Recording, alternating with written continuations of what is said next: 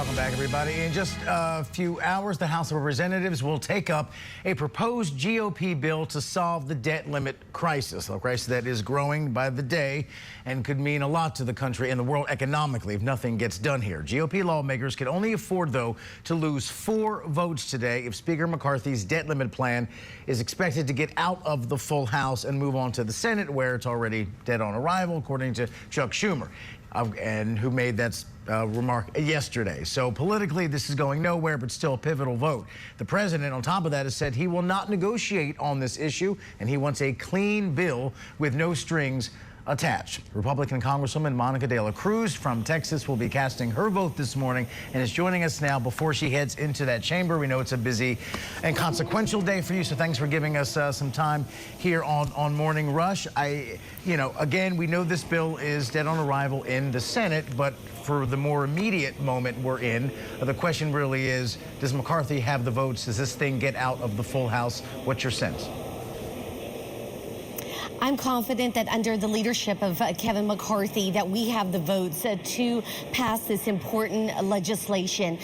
Speaker McCarthy has been excellent in putting together small working groups with all of the congressmen and women to make sure that he got input on a bill that would successfully pass, where everybody had the opportunity to give input and to participate with this bill. So I am sure that today we will be sending a message to the American people, but even more importantly to the Biden administration, that his reckless spending must stop and that we will help the American people by unleashing American energy and keeping inflation under control. Once the Senate, if the bill gets out of the House, obviously goes to the Senate, where it's not going to, where obviously Chuck Schumer already said dead on arrival. So again, you're sending a message, but in terms of legislatively getting something done, this goes nowhere. So then once this little round is over, where does that leave things? Especially with the White House saying we're not going to negotiate on this issue. Well, and you said it right now. The White House has already said that they're not willing to negotiate.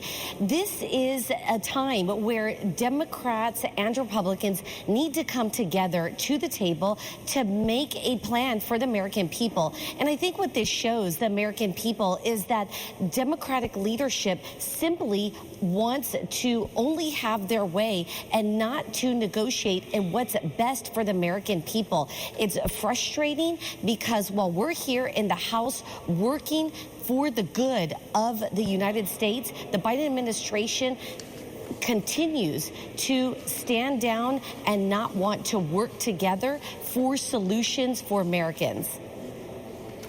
And let me ask you this, just bigger picture for a second, because we see the folks in D.C. play this game of chicken every few years. The debt ceiling now has become a football, but it's a dangerous one because if a deal doesn't get done, and usually the 11th hour you all get something done, but you throw the credit of the United States and the integrity of the global economy, you put it all on the line with this particular debate. This isn't health care or foreign policy of some kind. This actually is the state of the global economy that's in your hands. Is this Congress willing to let the country default for the first time ever if the White House does not move? Look, well, we are not going to default on our credit. The United States will pay its bills. But what we want to send a message with this bill specifically is that the Biden administration can no longer have its reckless spending. It's a credit card that they have used over and over and abused the American taxpayers' hard-earned money, and we will not tolerate that any longer. And I think that's why it is important that the legislation today get passed and the Biden administration come to the table and let's get things done now so that we don't put at risk our credit worthiness.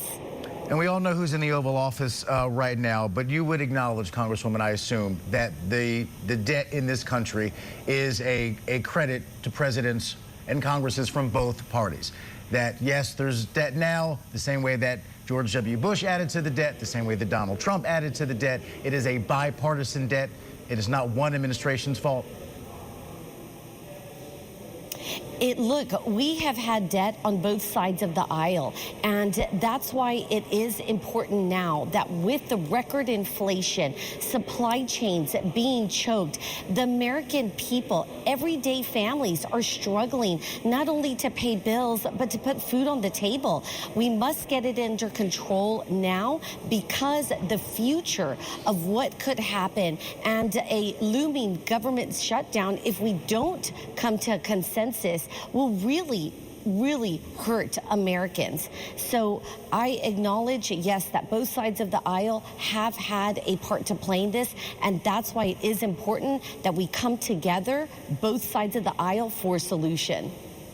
Congresswoman Monica de la Cruz, thank you so much for your time. Please come back. Good luck with the vote today. Please keep us posted. Thank you.